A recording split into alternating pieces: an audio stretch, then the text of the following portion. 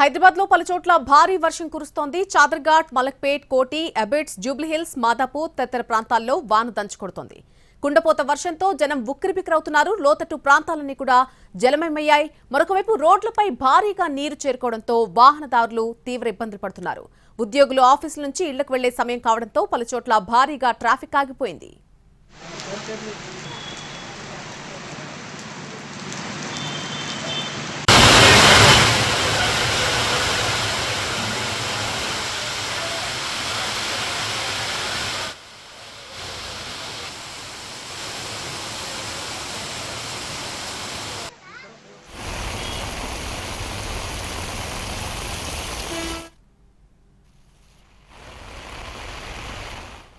ఉమ్మడి ఆదిలాబాద్ జిల్లా వ్యాప్తంగా విస్తారంగా వర్షాలు కురుస్తున్నాయి. కొన్ని ప్రాంతాల్లో ఎడతెరిపి లేకుండా వర్షం కురుస్తుండగా మరికొన్ని చోట్ల భారీగా పడుతోంది.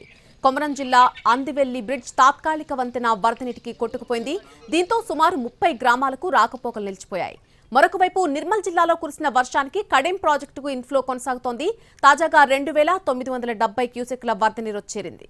అటు ఆదిలాబాద్ జిల్లాలో ఉదయం నుంచి వర్షం కురుస్తోంది. ఆదిలాబాద్ జిల్లా ఉట్నూరులో రికార్డు స్థాయిలో 13.1 సెంటీమీటర్ల వర్షపాతం నమోదైంది. ఇక కడెం ప్రాజెక్టులోకి వరద నీరు రావడం మొదలైంది. ఇన్ఫ్లో 2.970 క్యూసెక్లుగా ఉంది.